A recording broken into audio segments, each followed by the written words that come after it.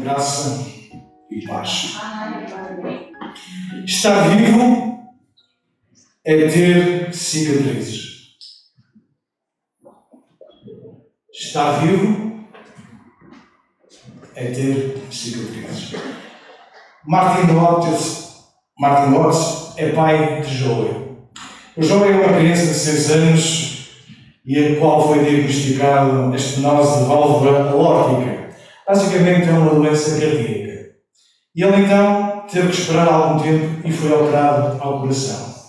Sabem aquelas operações, como costumamos dizer, de coração aberto? Pois é, foi isso que aconteceu ao Joey. E a dada altura a sua mãe dizia: não é fácil por um menino de 6 anos ou por outra qualquer criança de qualquer idade passar por uma cirurgia destas. E quando o Joey viu aquela cicatriz no seu peito, mais ou menos 9 centímetros após a operação, ele perguntou: olha, foi aqui que cortaram para consertar o meu coração? E a mãe lá explicou que ele não devia ter vergonha daquela cicatriz. Aliás, ele devia ter orgulho daquela cicatriz, da forma como ele se tinha portado a enfrentar aquela situação antes da operação. Ele acabou por ser operado, a operação correu bem, mas ele ainda precisava de ser novamente intervencionado. Mas o pai teve uma sensibilidade diferente. Ele olhou para o Joey e começou a perceber que ele não estava a lidar bem com a cicatriz que tinha no peito. Então fez uma coisa que nunca pensou fazer. Ele fez uma tatuagem em forma de cicatriz no seu próprio peito. E o jovem começou a olhar para a cicatriz que o pai desenhou tatuada no seu peito e começou a ganhar confiança. Começou a não ter vergonha da cicatriz do pai. E foi com a atitude daquele pai que tatuou aquela cicatriz que o Joey foi ajudado a passar aquela fase difícil da sua infância. O Tolentino de Mendonça, a respeito deste episódio, ele diz o seguinte: há coisas que sabemos que nos distinguem e seguirão sempre como humanos. Entre elas estão a arte de reparar, através do amor, as cicatrizes mais irreparáveis. Então já perceberam que hoje gostava que falássemos não sobre um tema aparentemente muito simpático, muito entusiasta, mas eu gostava que pudéssemos considerar então sobre as cicatrizes. Afinal de contas, o que é uma cicatriz? Nós sabemos que a cicatriz é uma marca que nos ficou no corpo e que foi provocada ou por um golpe, ou por uma ferida, ou por alguma coisa que agrediu o nosso corpo. E provavelmente a maioria de nós, se não a totalidade dos presentes, tem cicatrizes, não é? Eu tenho algumas, desde o lábio, que rachei, conforme se dizia na altura, ainda era bastante pequeno. Eu sempre fui uma criança muito tranquila, sabe? E então, na minha criancice de início, eu gostava de subir as mãos, subir as escadas com as mãos e os pés.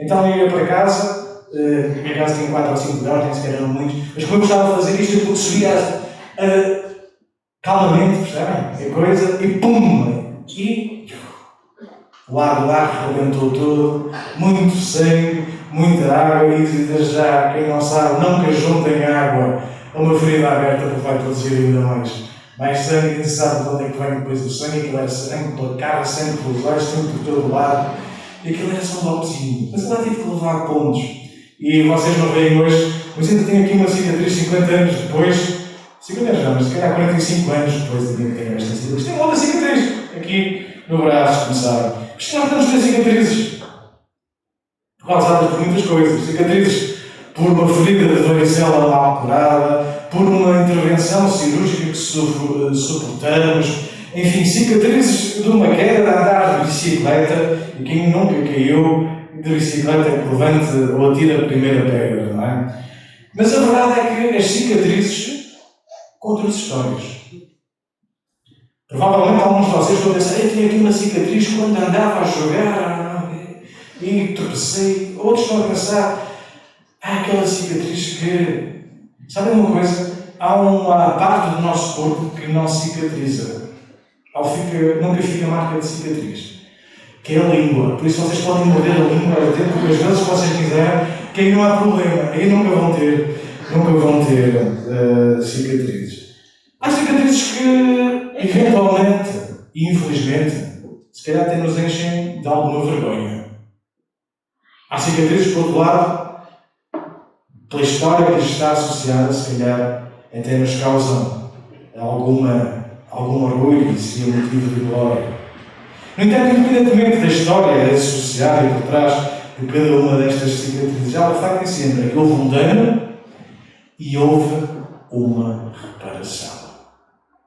Cicatriz é completamente diferente de ter uma ferida.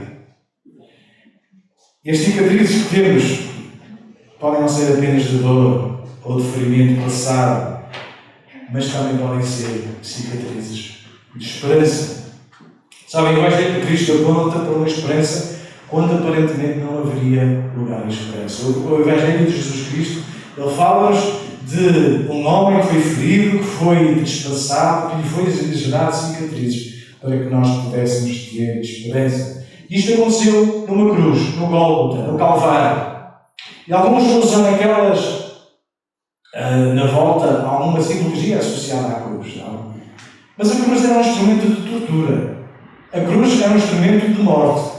A cruz, se fosse equiparada aos dias de hoje, seria como se andássemos com uma figura de uma cadeira elétrica ao pescoço. Então, porquê é que tanta gente anda com uma cruz como sinal de esperança? Porque nessa cruz morreu um Cristo que não ficou morto, mas ressuscitou.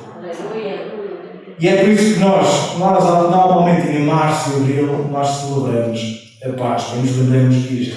No entanto, as cicatrizes do Senhor Jesus lembram-nos o sofrimento pelo qual ele passou, para que o teu pecado pudesse ser perdoado e justificado diante de Deus. E conforme vamos ver já a seguir, Jesus, após a ressurreição, ele apresentou-se. Ele apresentou-se e foi visto. Mas sabem, ele já não tinha mais feridas, ele tinha cicatrizes. As cicatrizes que a cruz e a morte da cruz lhe tinha infligido. E Cristo, que sofreu na cruz dores inimagináveis para muitos de nós, escrocizantes, ele próprio tem a maior história de ferimentos que qualquer um de nós se poderia lembrar ou até mesmo suportar. Este facto das feridas que Jesus sofreu na cruz está presente, sabem onde? Na história do nosso país. Sabem, e particularmente, ela encontra-se representada na bandeira nacional. Sabem aquele escudo que nós temos da bandeira? Aqueles escudos azuis sobre os quais estavam aqueles desenhos em pontos brancos, 5. Eles se referem às 5 marcas que Jesus teve lá na cruz. Foi como Afonso Henriques, lá na altura da fundação da nacionalidade, que fez questão de lembrar as marcas de Jesus na cruz. E não deixa de ser curioso. E era bom que nós, enquanto nação, enquanto portugueses, quando nós levantamos a bandeira nacional, nós nos lembrássemos que está lá também representado o preço que foi pago na cruz de Jesus por cada um de nós.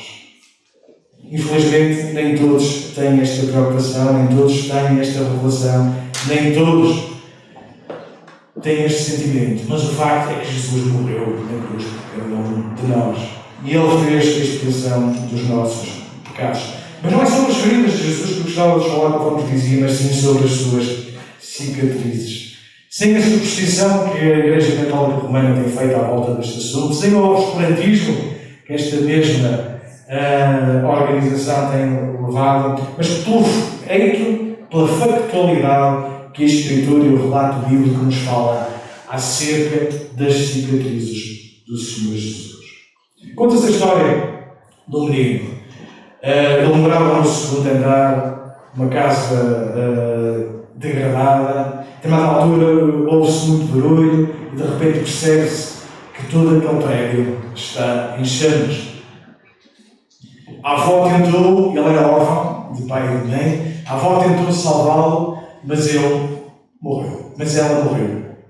Entretanto, há uma multidão que se vai juntando, é chamado os bombeiros, e um desconhecido, ele percebe que há uma criança lá no segundo andar, e ele não hesita, ele sobe pela parede, junto àquela caleira que tinha um tubo em ferro, já muito quente, pelas chamas, e ele sobe e trepa, e consegue chegar ao segundo andar, e consegue chegar àquela criança, e quando aquela criança vê aquele homem, ele salta-lhe para o pescoço, agarra-o, e ele desce por aquele mesmo tubo, quase que incandescente, e salva aquela criança. E aquela multidão aplaudiu aquele alto herói. Mas nos dias seguintes era preciso determinar quem é que ia ficar com a custódia daquela criança. Ele não tinha pais, ele não tinha família. Então houve alguns homens meritórios lá na cidade que se predispuseram a ficar com ele. E um deles tinha bastante posses. Ele disse: olha, eu tenho todo o dinheiro do mundo, podes ficar comigo. E veio outra família e disse: olha, nós não temos filhos, nós vamos dedicar toda a nossa atenção a ti, tu podes ficar connosco. Até que apareceu um estranho. Diante daquele juiz que deveria decidir qual seria a família que iria acolher aquele menino. E apareceu aquele estranho. Aquele estranho não falou. Aquele estranho apenas mostrou as cicatrizes que tinham ficado como resultado daquele incêndio que tinha levado aquela criança que pudesse ser salva.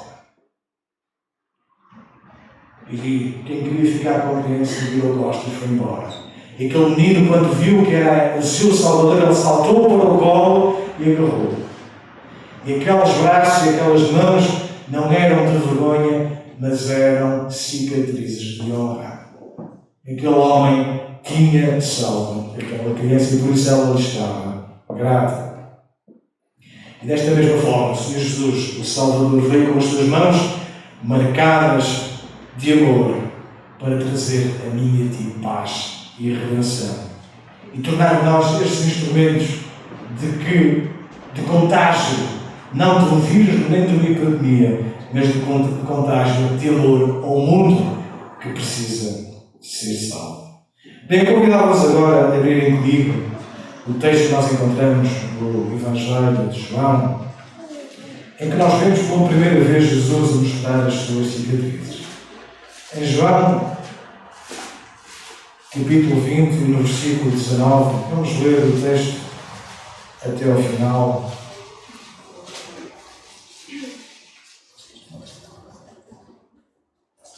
Diz então o seguinte: chegada, pois, a tarde daquele dia, o primeiro dia da semana, e cerradas as portas onde os discípulos, com medo dos judeus, se tinham ajantado, chegou Jesus e pôs-se no meio e disse-lhes: paz seja convosco. E dizendo isto, mostrou-lhes as suas mãos e o lado, de sorte que os discípulos se alegraram, vendo o Senhor. E disse-lhes depois Jesus outra vez: paz seja convosco, assim como o Pai me enviou, também eu vos envio a vós. E havendo dito isto, assoprou sobre eles e disse-lhes: recebei o Espírito Santo. Àqueles a quem perdoados os pecados lhes são perdoados, e àqueles a quem os retiveres lhes são repetidos. Ora, Tomé, um dos 12, chamado Dídimo, não estava com eles quando veio Jesus. E disseram depois os outros discípulos: vimos o Senhor. Mas ele disse-lhes: se eu não vir o sinal dos cravos em suas mãos, e não puser o meu dedo no lugar dos cravos, e não puser a minha mão no seu lado, de maneira nenhuma o crerei. 8 dias depois, estavam outra vez os seus discípulos dentro e com eles Tomé. Jesus chegou, estando as portas fechadas, e apresentou-se no meio e disse: paz seja convosco. E depois disse a Tomé: põe aqui o teu dedo, e vi as minhas mãos, e chega a tua mão, e põe-me no meu lado, e não sejas incrédulo, mas crente. E Tomé respondeu e disse-lhe: Senhor meu e Deus meu. E disse-lhe Jesus: porque me viste, Tomé, crestes, bem-aventurados os que não viram e creram. Jesus, pois, operou também em presença de seus discípulos muitos outros sinais, como estão escritos neste livro. Estes, porém, foram escritos para que creiais que Jesus Cristo. Jesus é o Cristo, o Filho de Deus, e para que, crendo, tenhais vida em seu nome. Versículo 19. Lembra-se que nós estamos a falar contextualmente nos dias a seguir à morte do Senhor Jesus. Nos dias a seguir à sua ressurreição. Nos dias a seguir em que alguns já tinham visto, as mulheres já o tinham visto. Pedro, Tiago e João já tinham corrido para o sepulcro, já tinham visto que alguma coisa diferente se tinha passado. E agora, qual era o sentimento dos discípulos? Daqueles que estiveram perto de Jesus. Daqueles que viram muita coisa diferente a acontecer nas suas vidas. E na vida de quem Jesus tocava, de quem Jesus se cruzou. Mesmo assim, apesar dos relatos que havia de que Jesus havia ressuscitado, como é que eles se encontravam? Fechados com medo. E é nesta circunstância que Jesus vai ter com eles quando? No primeiro dia de semana. O medo levou estes homens e estas mulheres a estarem juntos. Sabem, há muitos motivos para os quais nós podemos estar juntos. Neste caso, foi o medo. Mas é bom que não fosse o medo que nos leva a estar juntos. É interessante que Jesus já os tinha advertido e avisado que eles deveriam e iriam ser procurados. Eles iriam ser presos. Nós lemos isso lá em João, capítulo 15. Então, se o Mestre foi perseguido, os seus discípulos também iriam ser perseguidos. Isto gerou medo neles. Isto gerou medo de Deus. Mas sabem, eles estavam lá trancados naquela sala, naquele cenáculo, e Jesus chega. Podemos imaginar que a cada batida da porta o seu coração ficava ainda vez mais atemorizado, porque eles não sabiam, eles estavam perdidos, eles estavam desorientados, eles não sabiam o que haviam de fazer a seguir. Mas Jesus não bate à porta, Jesus simplesmente se apresenta naquele lugar. E quais são as primeiras palavras? Quais são as primeiras palavras de Jesus? São de paz. E nós precisamos de paz para a vida. E ainda precisamos de paz também na vida. Paz seja convosco. E ninguém pode desejar paz que não tenha paz. O Senhor Jesus, este Jesus agora ressurreto, tinha sido predito que Ele era o Príncipe da Paz. Ele podia apaziguar os corações destes homens, destas mulheres que estavam temerosos. Ainda que estivessem juntos, estavam temerosos. Sabem quantas vezes a Igreja contemporânea se encontra e se reúne atrás de portas fechadas? Temerosa, ineficaz. E não estou a falar daquela igreja que é perseguida, estou a falar daquela igreja que tem toda a liberdade do mundo para abrir portas, sair para fora de portas. Estamos a falar desta igreja. E parece que vive antes da ressurreição de Jesus. Antes dos factos e evidências de que o Cristo estava ressurreto. Vivendo do lado errado do tempo.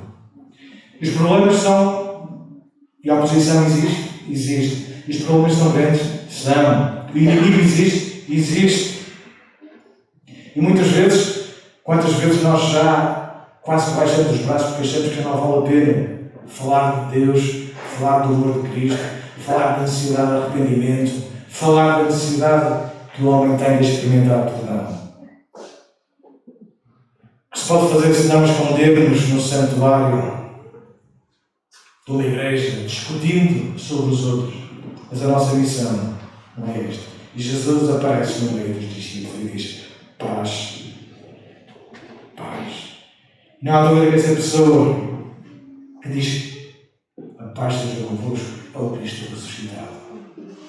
E esta afirmação de Jesus, e esta demonstração de que era Ele, da sua identidade, ao mostrar aquelas suas cicatrizes, elas autenticaram o ministério próprio de Jesus. Aquele não era alguém que lhes era desconhecido, e eles agora podiam compreender que aquele Cristo que ali estava ressurreto era o Cristo que tinha estado com eles ao longo de todo um tempo de 3 anos 3 anos e meio. E esta revelação de que o Cristo ressuscitou transpôs a barreira do medo agora em alegria. Aqueles homens que ali estavam foram transformados pelo Cristo ressurreto. Sabem, muitas vezes nós vivemos sensações de angústia, de medo, porque perdemos a dimensão da eternidade. E vivemos no imediatismo, no presente, no agora, achando que tudo vai acabar. Então as cicatrizes de Jesus, primeiro, demonstraram quem Ele é e transformaram o medo em alegria. Nos versículos 21 e 23, nós podemos ver que Jesus soprou o seu Espírito sobre eles. E depois diz outra coisa, diz um texto que nós às vezes é um bocado difícil de nós interpretarmos. E fala de perdão de pecados, fala de reter pecados, fala de libertar vidas. E o Espírito Santo, aquele que convence do pecado, da justiça e do juízo, é que faz esta obra na vida do perdido, na minha vida e na tua vida, se quiseres. E reparem aqui que o texto não se refere propriamente à autoridade que é delegada por Jesus aos discípulos de perdoarem pecados ou não, mas sim pelo facto e pela missão que eles tinham de transmitir uma mensagem que essa sim ou liberta ou condena. Que é a mensagem do Evangelho.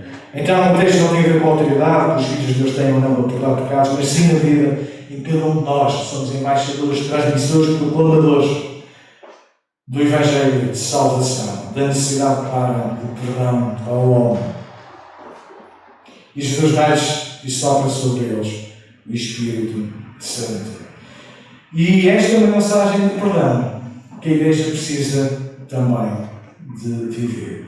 Sabem, nós temos visto acontecer, particularmente nos Estados Unidos, aquelas manifestações de protesto anti-racismo que vocês sabem. E o cristão devia ser o primeiro a dar um passo de apaziguamento, de reconciliação entre raças. Porque Deus não faz exceção de pessoas. Deus não trata ninguém diferente, seja pela sua raça, seja pela sua idade, seja pelo seu poder económico. Mas a verdade é que, porque muitos cristãos têm fechado os olhos a estas coisas, outros se têm levantado com esta mesma causa. E vocês têm assistido a um movimento que se chama Black Lives Matter. E toda a gente parece de repente começa a colocar nos hashtags, nas suas redes sociais de apoio a este movimento. Mas nós temos que perceber que este é um movimento fundado no marxismo. Os seus fundadores são doutrinariamente marxistas. Eles apenas estão a usar uma causa nobre, uma causa de equidade e de justiça, para dominar a agenda cultural e mediática. Sabem que quando nós damos apoio a alguns movimentos, a algumas organizações, temos que perceber a quem estamos a dar apoio. Como cristãos, conforme vos dizia, nós devemos ser os primeiros na vanguarda da justiça, independentemente da raça. Não há raças inferiores, não há raças superiores. Deus quer e acolhe todos. E a verdade é que o próprio Senhor Jesus trouxe relevância àqueles que eram excluídos na sua sociedade na altura, particularmente as mulheres, que não podiam ou quase que eram consideradas seres inferiores que as próprias crianças. E há um pensamento que tem sido vivenciado, que tem associado particularmente a escravidão ao racismo. Escravidão é uma coisa, racismo é outra. Nós vemos aqueles movimentos de escravatura dos negros que foram de África para as Américas, e nós sabemos que quem vendia os negros eram outros negros. Por isso, escravatura não é uma questão racial, escravatura é uma questão de poder e da exploração. E nós sabemos que há tantos racistas brancos, ou gente que é racista branca, como negra. Eu sei do que estou a falar, não é? Por isso, quando nós vemos algumas movimentações, cuidado. Uma coisa é escravatura, outra coisa é racismo. E nós, como cristãos, somos chamados a lutar pela justiça e pela equidade. Condenando todos os atos de racismo e de ódio. Condenando todos os movimentos que tentam explorar o ser humano. Condenando inequivocamente e sem reservas tudo aquilo que se levanta contra a vida humana. Não deixa de ser curioso também que muitas vezes a Igreja é um impedimento da manifestação do poder de Deus. Mas também é um impedimento da manifestação do perdão de Deus. Se a Igreja não estiver disposta a perdoar, vai estar a anular a mensagem de perdão do Evangelho.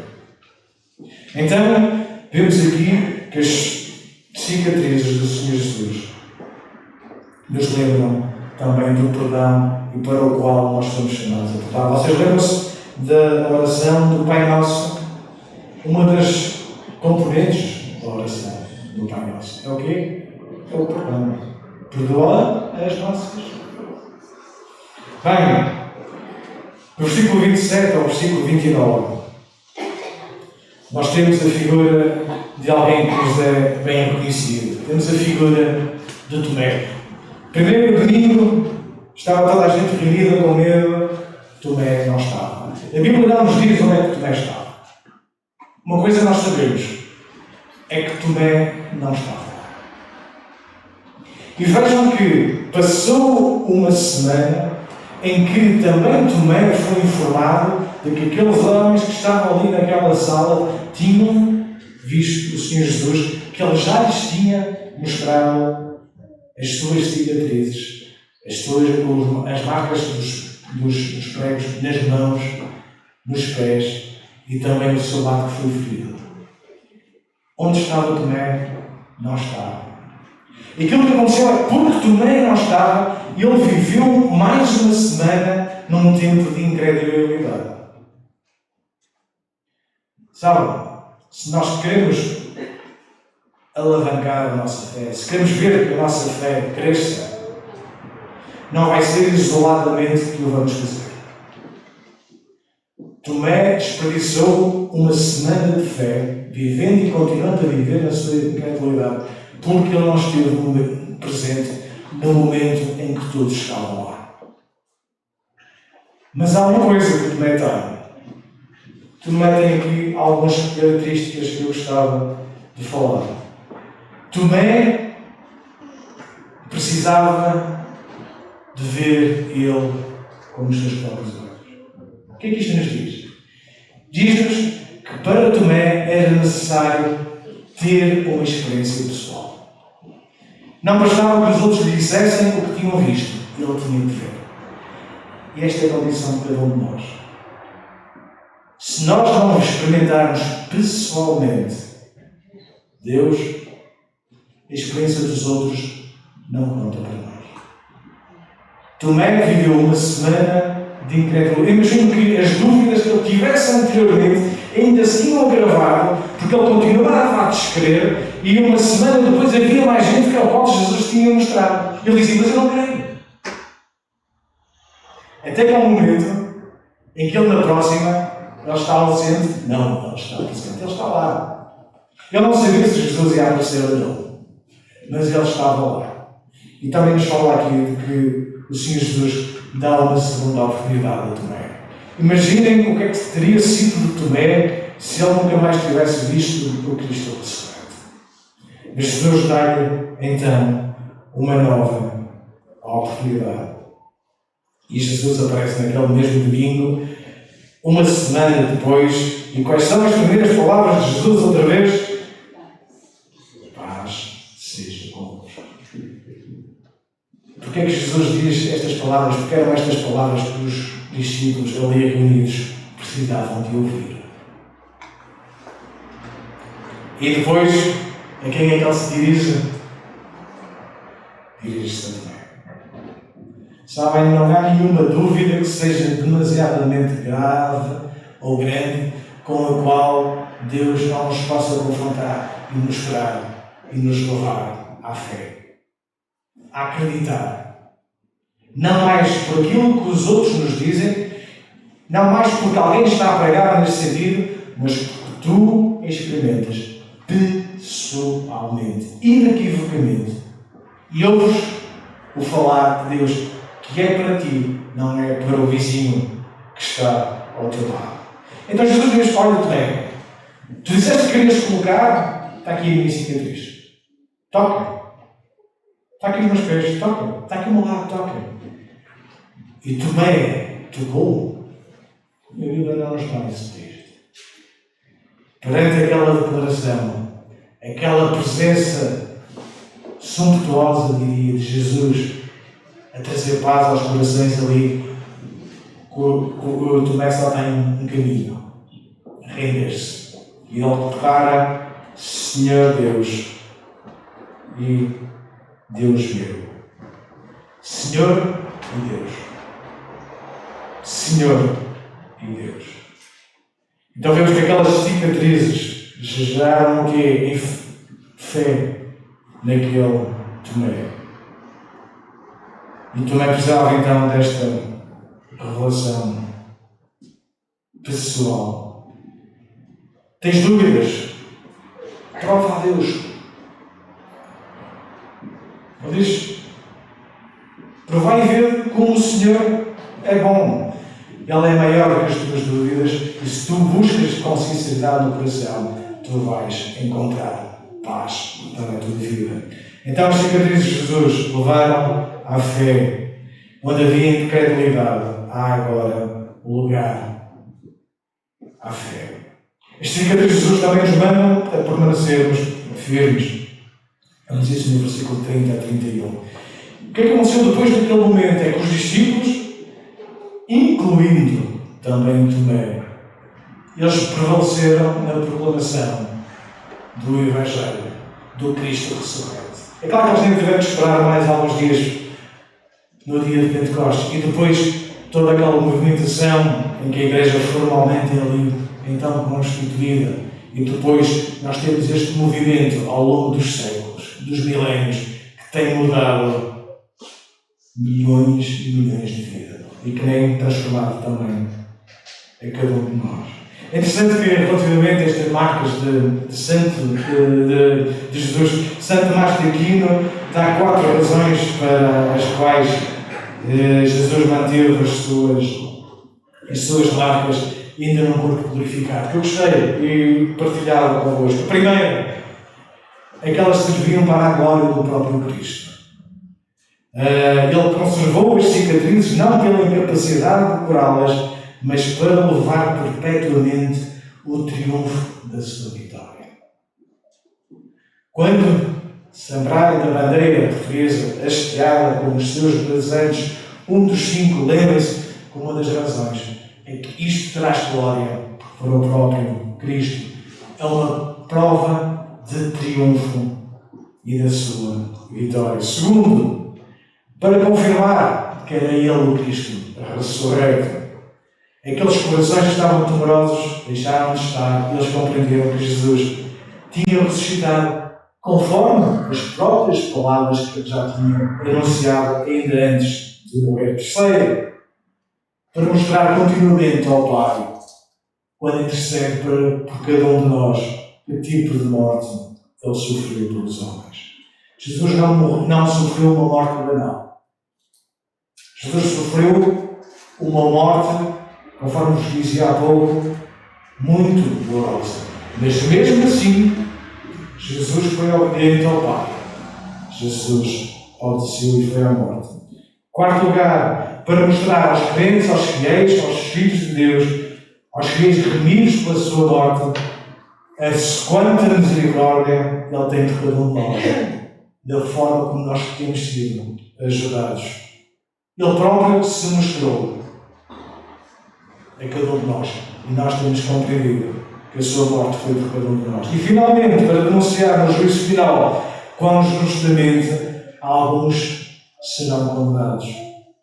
Agostinho escrevia: Cristo bem sabia porque tinha que manter as cicatrizes em seu corpo, como de facto Ele as mostrou a Tomé incrédulo, para que as explicasse e as visse, assim também as mostrará aos seus inimigos, de modo que, convencendo-os da verdade, diga: eis o homem que crucificaste, eis as cicatrizes que vós me infligistes, olhei para o lado que viraste, porque vós e para vós foi aberto, ainda assim não quisestes entrar.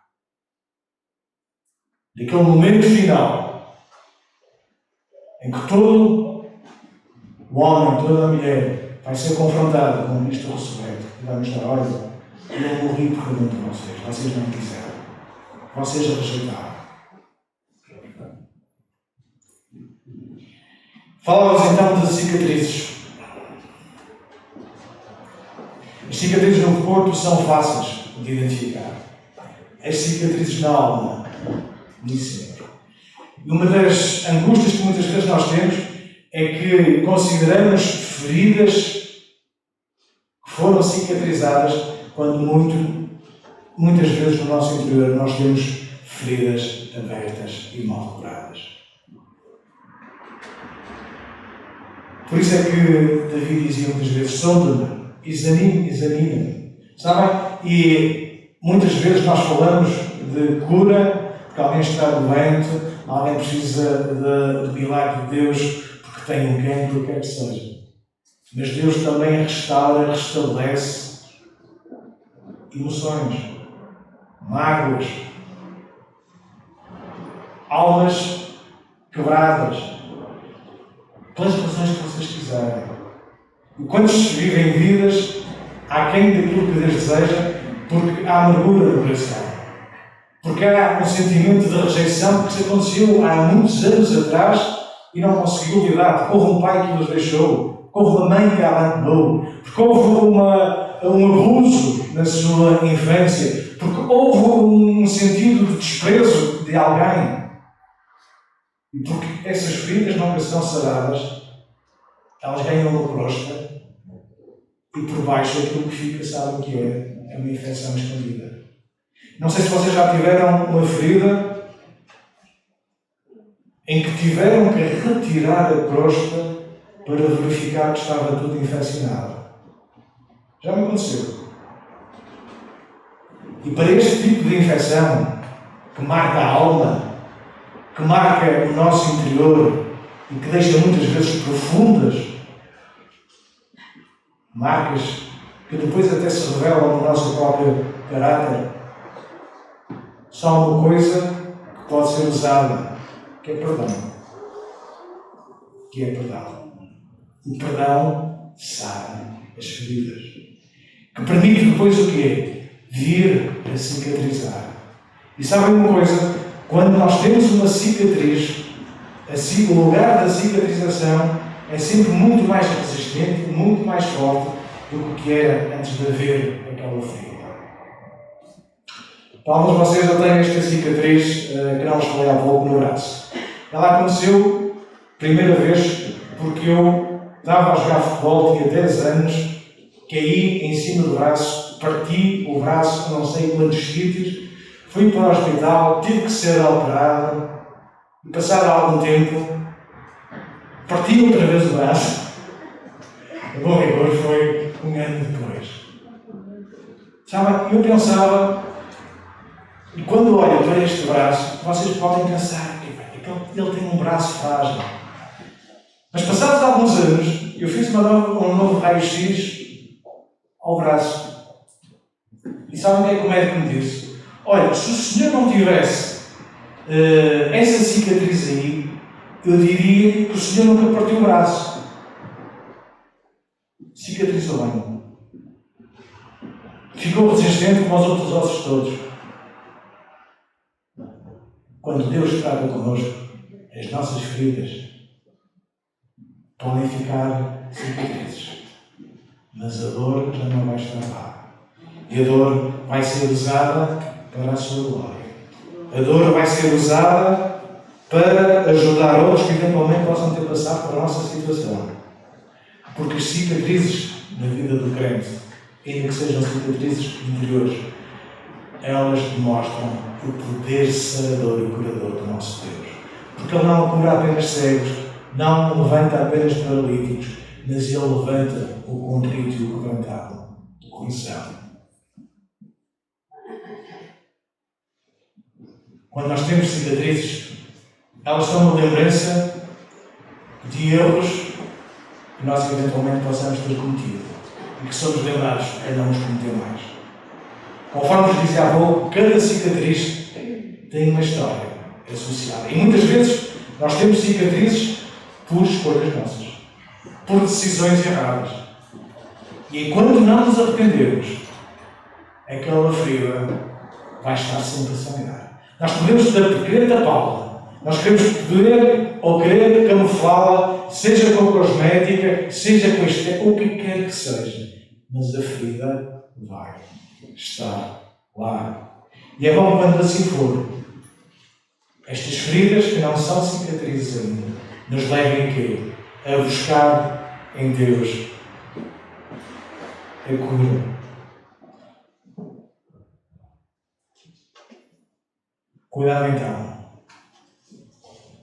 para não confundirmos cicatrizes com feridas mal curadas. Deixa-me falar do quinto surge.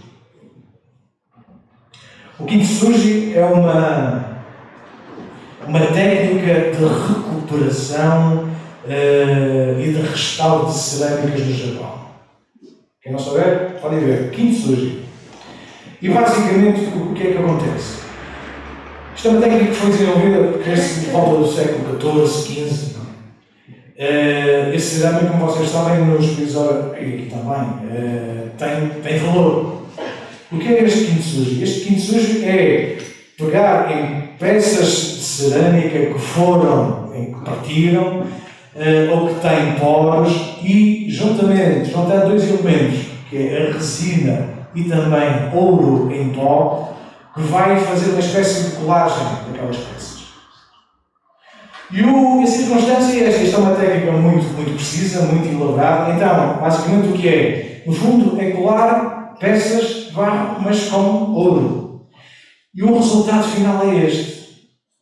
É que a peça, depois de reparada, é muito mais valiosa do que a peça original.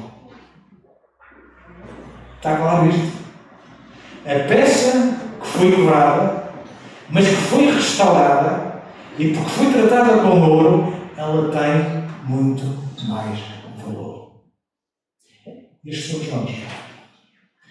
Que estávamos quebrados pelos nossos pecados, pelas nossas iniquidades, e que Deus tem restaurado a nossa vida e nos traz agora valor acrescido. E cada um de nós tem agora muito mais valor. E não importa as marcas que tu possas ter no teu corpo ou na tua alma, fruto do teu passado. Não importa as feridas.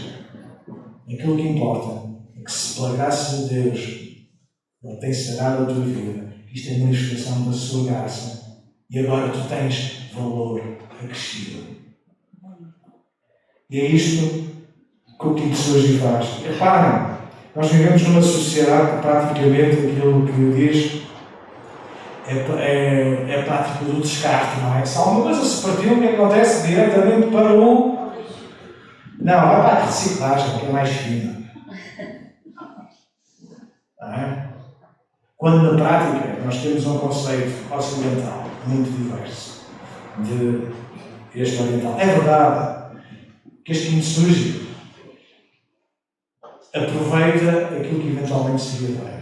Repare que eu não estou a dizer que nós devemos glorificar o imperfeito, que nós devemos trazer valor e aceitar tudo o que é imperfeito. Não é isso. Antes, pelo contrário, a Bíblia fala-nos de uma coisa completamente diferente. Mas uma coisa nós temos que reconhecer é que quando Deus sara e trata as nossas feridas, aquelas cicatrizes tornam-nos mais valiosos para nós, para Ele e para os outros que nos rodeiam. Salmo 34, 18 diz: perto está o Senhor dos que têm o coração quebrantado e salva os contritos de espírito. E este Deus que quer sarar feridas está aqui presente. Ele está ao alcance de um clamor teu. Talvez tenhas sentido rejeitado, tenhas sentido menosprezado. Ele quer tratar contigo. Ele quer dar paz ao teu coração. Ele quer te erguer. E a própria palavra nos diz que Ele já nos fez assentar nos lugares celestiais. Então nós somos chamados não a uma vida pequena, rasteira, mas a olhar para o alto. Sabem, nós somos chamados, eu olhei para esta semana, li esta frase e gostei muito. Nós somos chamados a pôr os nossos olhos no céu, mas também somos chamados a ter o céu nos olhos. Se nós estamos a olhar para o céu, nós temos que ter o céu nos olhos. E por último, gostava de falar de uma cicatriz que não é muito agradável.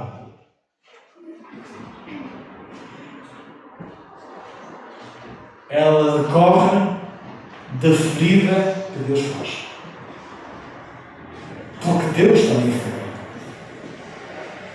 Deus também abre. Deus também rasga. Eu sei que isto não é muito agradável, mas nós temos que lidar com isto. Jó 17. Eis que bem-aventurado é o homem a quem Deus repreende. Não desprezes, pois, a correção do Todo-Poderoso, porque Ele faz a ferida, Ele mesmo a liga, Ele fere estes irmãos. Deus fere, mas Deus também liga e cura. E porquê que esta ideia não é muito pregada? Pois não? Mas a verdade é que Deus tem que lidar com o pecado, Deus tem que lidar com o mal e Deus tem que agir. E nós vemos muitas vezes Deus a castigar o pecador. E essa ideia que muitas vezes propaga-se por algumas igrejas de que Deus ama o pecador, detesta o pecado, eu gostava de mostrar assim isso, onde é que está isso na Bíblia. Eu não encontro. E podemos falar de inúmeras circunstâncias em que a Bíblia claramente nos fala de que Deus fere, Deus castiga, Deus intervém. Porquê? Porque há uma medida de pecado e de mal que Deus já não sustenta mais. E Ele tem que agir. Mas Deus, porque é um Deus gracioso, não apenas fere, mas Deus, conforme nós lemos, Deus sara, Ele liga, Ele cura a própria ferida. Sabem? E outra razão pela qual Deus fere é particularmente aos seus filhos.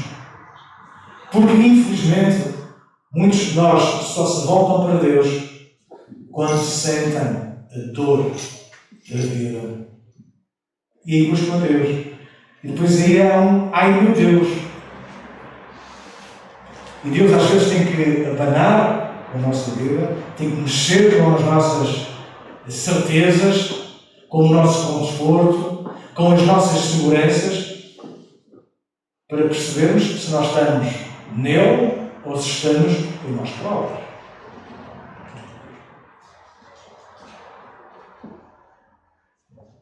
E às vezes, quando nós sentimos a mão pesada de Deus, nós só temos um caminho, que é voltarmos para Ele.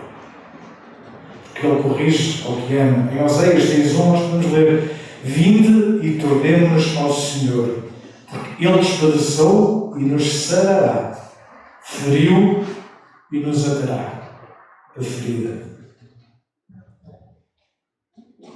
Uma coisa é certa: é melhor termos as cicatrizes na nossa vida das feridas que Deus sarou do que as feridas que Deus sarou porque nós fizemos as escolhas erradas. Salmo 147:3: Deus sara os quebrantados de coração e lhes ata as suas feridas.